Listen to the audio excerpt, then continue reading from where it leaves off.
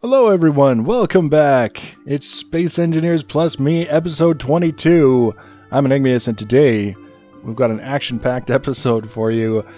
We're starting off with a look at our old light cargo hauler, because it's seen better days. It's headed for the scrapyard. This is the Little Red Wagon. It's missing a landing gear.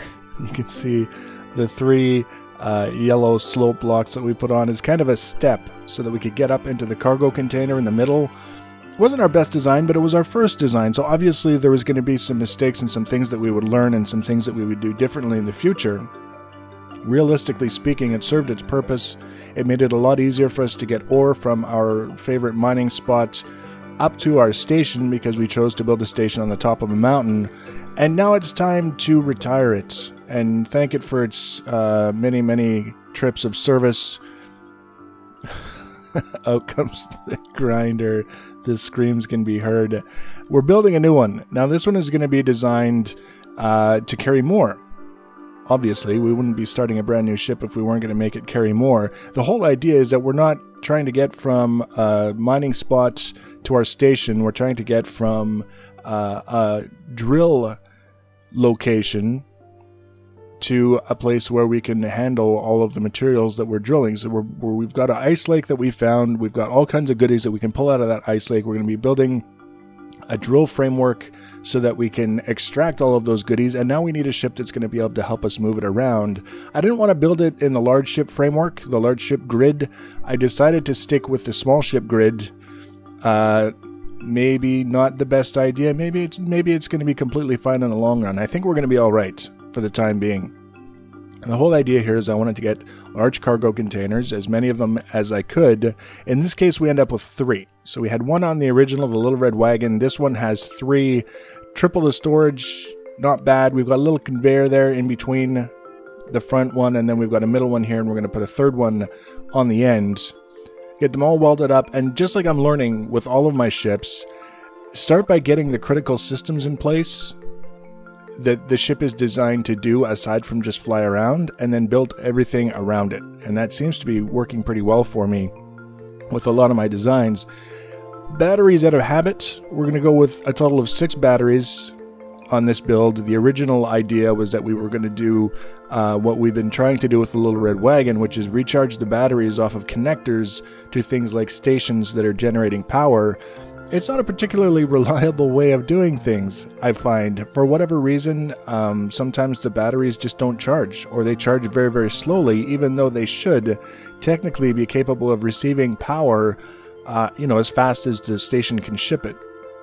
So we need the ability to get the materials that we're carrying off this ship. So we started with a connector at the very bottom so that we could connect with stations where there's a connector in the landing pad, and we just basically land on it, and that's the option there. But I also wanted connectors on either side so that we can connect with things like the umbilical on the side of the station and have a little bit of leeway when we're approaching the station to not have to completely spin the hull around to make it happen. So we've got a connector on either side in addition to the one on the bottom, and that should be good for most purposes.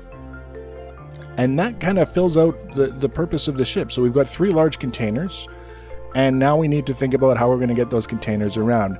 There's math that you can do to figure out whether or not you're going to have enough lift in terms of thrust to lift a ship based on its weight.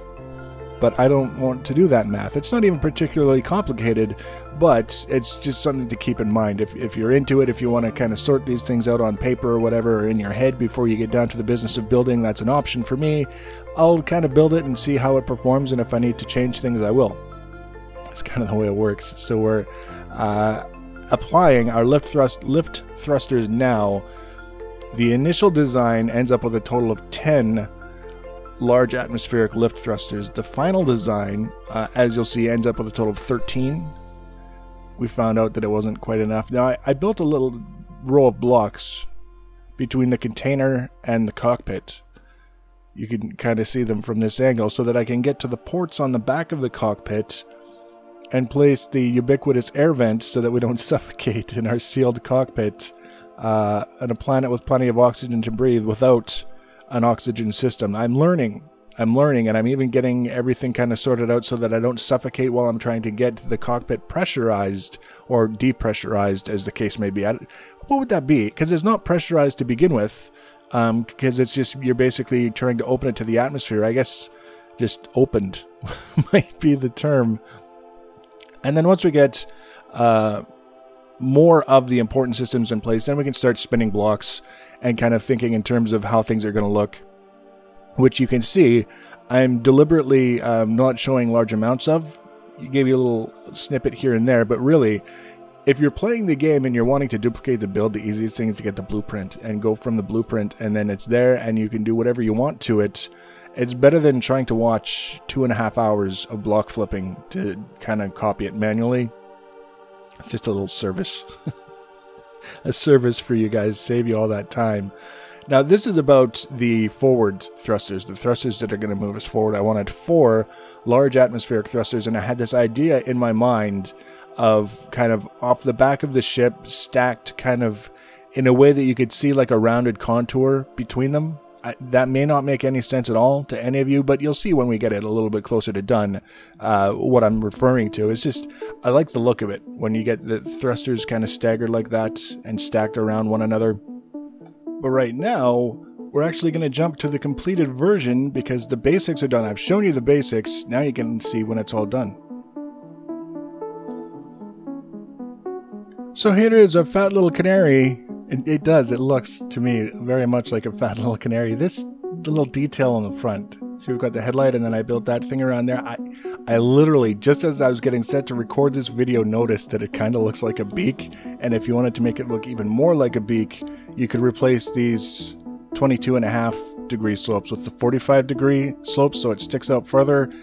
You would have a canary with a beak. That would be a thing. I don't want to spend a ton of time looking at all of the different minute details, but I want to show you the key functional details so that if you're downloading the blueprint, you have an idea of what's going to be there for you. First of all, very important detail up here. This little red block is a small nuclear reactor. I love the size. It's actually a nuclear reactor, and it produces almost enough power to run the ship when it's fully loaded. There are times when it just seems to be a little bit low, especially when you're trying to lift off from the ground or from a docked position. Even with your connectors off, sometimes it struggles a little bit. But once you're in the air, it does a good job of keeping all the thrusters running and keeping you from crashing into the ground.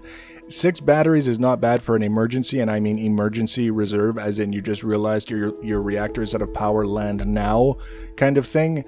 But it's for a ship that carries this much weight, it's 6 small batteries just don't cut it. You'd have literally just a few minutes of flight time, and then you'd expect the batteries to be gone, and it takes them too long to recharge. So the 6 batteries are not bad as an emergency system, but if you really want this thing to have a service life, the reactor helps. I would even consider adding a second reactor, and conveniently there's a spot right there with its own conveyor port even to keep it fed with fuel, so that's something to keep in mind. Access to all 3 containers is available from the top of the ship. There's one container, there's the other container, and there's the 3rd container. It's not important to have individual outside access to each container unless the ship is out of power. And if the ship is out of power, you do need outside access, and it's easier to put it up on top with the way the whole ship came together. The thing to keep in mind is if your jetpack is out of fuel, you might be kind of screwed. So we've got a solution to that as well, so that if you can't get up on top because you're out of fuel for your jetpack, you can fix that. We've got a little light here, and the reason I point out this light is because it may seem kind of silly because we've got one on the front that would reach farther forward. I put this on the ship specifically here so that it lights up the top of the ship a little bit, which helps when you're flying around at night because you can actually see your ship instead of just the silhouette and the glow of the engines. So it doesn't make a big deal, but it makes enough to actually justify having the light there, which is not bad. These are 2 reverse thrusters, the 2 large atmospheric thrusters for reverse.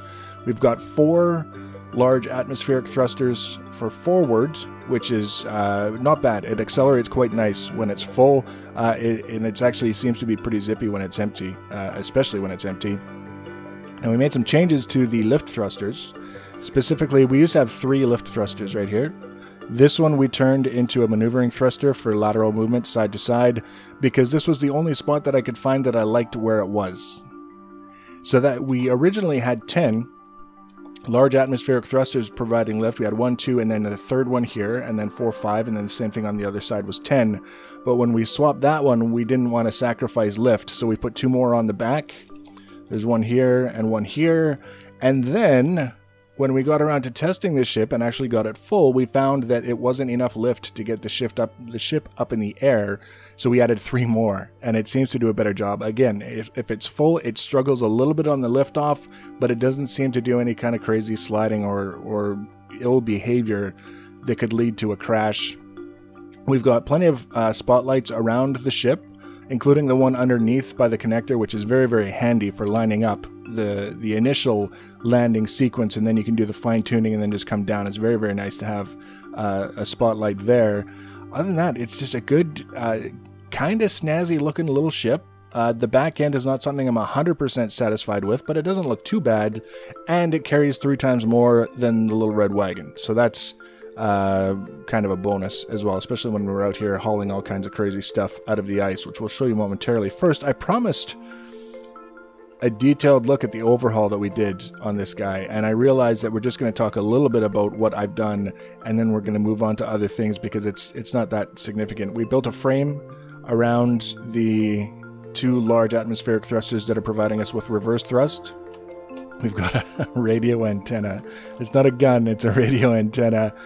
Up here, we've got a landing pad for any ship that we want to dock with a connector. It doesn't have to have a connector, but if it does have a connector, it can dock here and interface with the inventory in the ship. And then we also have another landing pad. It's just a little guy specifically designed for ships this size so that we can bring the termite with us and do construction in the field on large structures and large ships and large components without having to struggle carrying inventory back and forth for our personal inventory. So we brought that guy with us, we brought that guy on top, we flew the whole thing over, and it did a nice job, so that was really good. We upgraded the inside, so now it has a refinery, 6 arc furnaces, a hydrogen tank, a large hydrogen tank, and I think 4 oxygen generators, so we can feed it ice and it'll produce hydrogen, and if we needed oxygen. I would show you the inside, but it's very, very cramped and you can't see crap there anyway, so we're not going to bother. We're just going to go take a quick look at this guy. I did not intend, when I started building this, to make it look like a fishing rod. I have to point that out now. The whole idea originally was that this was going to be... I just took a little damage. This was going to be like an ellipse, or a half ellipse that stuck up out of the ground and came like that, and then there was going to be another one at a 90-degree angle that would have this great big imposing frame for our mining setup, and I realized that's a lot of extra materials just to make it look like something when it's not necessary, because as you can see, despite what physics would teach us, this thing is very, very large and very, very heavy, but this is the base and it's not tipping over, so we're fine. That's basically what we're looking at. I don't think I'm going to keep this shape necessarily. We'll see. There's a lot of changes pending to this design that are the reason why we're not featuring this today instead of the yellow canary.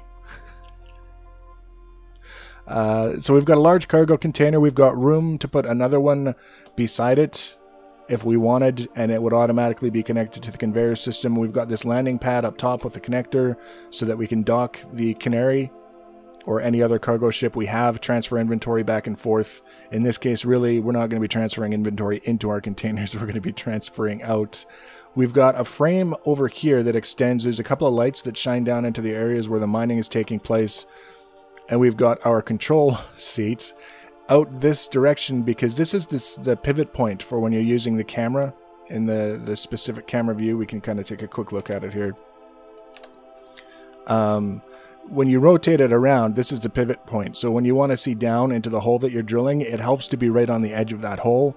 I originally had this on the base of the frame, and it worked all right until the drill head went below ground, and then I had a hard time seeing it. So now we can get a pretty good viewpoint on what's going on right from the control seat. So that's the reason why it's located in that spot. And now we can take a closer look at the drill head itself. First of all, 15 pistons. And they didn't explode. Well, they tried to explode, but they work now. We got everything set up and working. At the very bottom of the pistons is a rotor that turns this whole assembly, and that's why it's a circle that we've dug instead of just kind of like a funky rectangle. Now this is basically a two-stage kind of drilling system.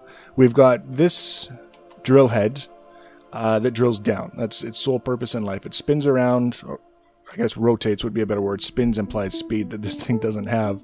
It turns around and it basically digs a circular hole, and then it gathers up everything that's at the bottom of it. Basically, you see all that's left is little bits and pieces. Everything gets transferred by conveyor up there through the fishing rod down into the large cargo container. And then we've got an ejection system here so that when we're done digging, we can eject all of this stone back into the hole that we just dug, because there's going to be a lot of it. We can just kind of extract this thing out of the hole and just leave it going until all the stone's gone. Once we get down, you can see that, again, using that example, the layers of earth and stuff. We've got a layer of ice, we've got a layer of stone, and then we've got the layer of iron. This is what we want. And then once the iron is done, we're back to stone. I don't know if there's anything deeper. I haven't really bothered to check. I'm not too concerned about it for right now. But the whole idea here, even if you've got the drills set to clear material so that they work faster without producing a lot of clutter, you're still having to go through a layer of ice and a layer of stone to get down to the iron. It would be nice if you could take advantage of access to the iron while you've got it. So that's what this thing is specifically designed to do. On this side is the horizontal drill section. Now, I haven't tested this yet. You can see we're very close. We're almost deep enough to start testing it. It's got a couple of pistons that will extend these 3 drill heads into the layers that we come across and extract whatever happens to be there without having to lift up the whole drill and move it and go through all the other layers every single time you get down through. So that's hopefully going to save us a lot of time, provided this thing survives.